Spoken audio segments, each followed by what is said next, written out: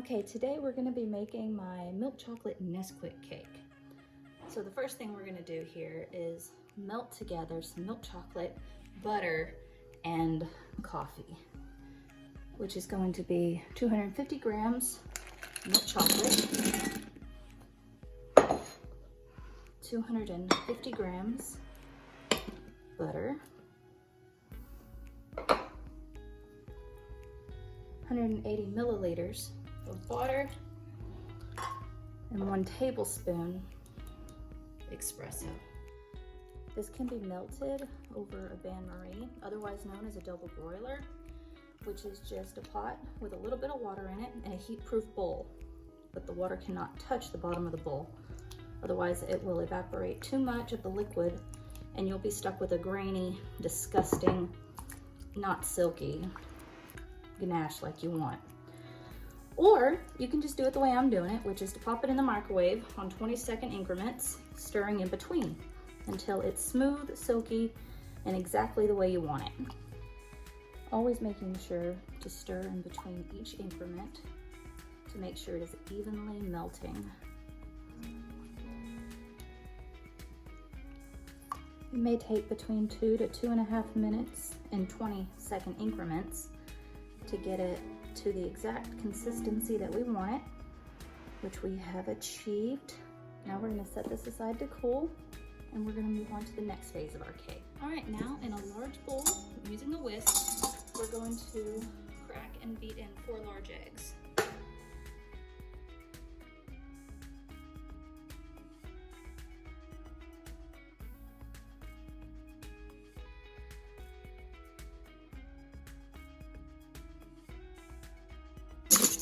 You want to do that until it's got this good little frothy look to it, and then you want to add in 150 milliliters of buttermilk. Whisk it in, making sure to incorporate lots of air. Next, we are going to whisk in 3 tablespoons of vegetable oil.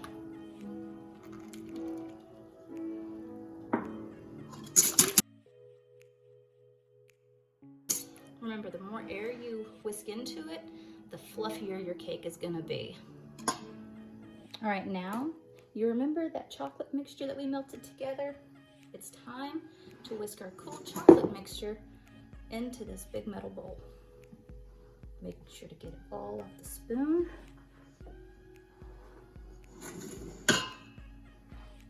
And whisking at the same time.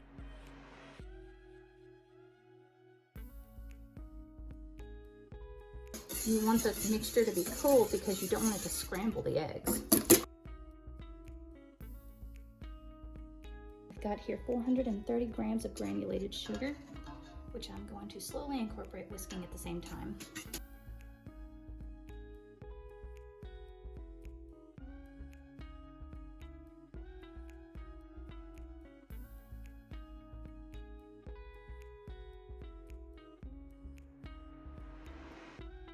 Okay, here I have 300 grams of all-purpose flour, 60 grams of Nesquik, and 1 tablespoon of baking powder, and half a teaspoon of salt.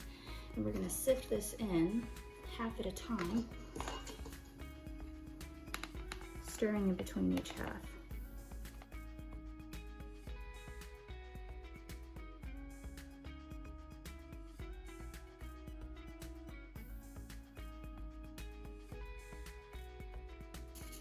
Like that right there is the Nesquik. Since it's harder granules, you just want to take your spoon and kind of break them up, because you want all that goodness.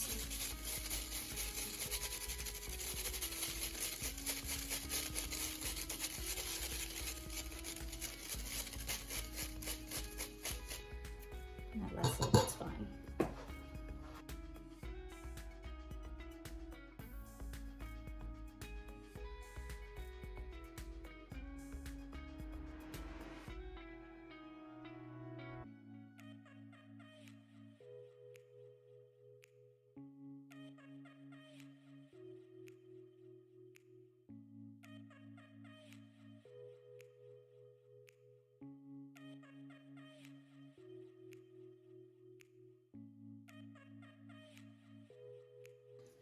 to spray and line your pan with parchment so it doesn't stick when you go to turn it out.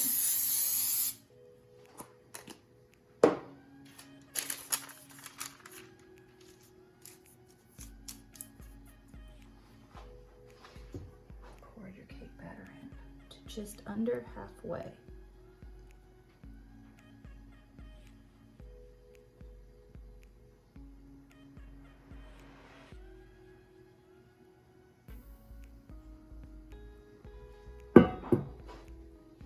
Okay, and we're going to do the same exact thing with this pan. Even though it's silicone, we are going to spray it on the sides because silicone will still stick. I don't care what they say. And we're going to take and place our parchment circle down in here. And we are going to pour our batter. And it should go just under halfway, just like in the first one. And the reason I'm doing this in two different types, I've got silicone and a regular tin here, is because I'm gonna show where things can go perfect and where things can go completely wrong whenever they come out of the oven. Okay, so the first cake we're gonna look at is the one here in the silicone pan. Now, it turned out pretty good, and it's going to release very easily. But the catch with these pans is that you have to be very gentle when turning them out, because if you're not, it will break. So we're about to turn it out right now. I'm gonna put a piece of parchment over top of it. Take the corner right here and gently lift and slide my hand under it. Pick it up. Move the baking sheet. Okay. Have your hand firmly over as much of the cake as you can get it to. And gently turn it over and set it down. Now, lift off.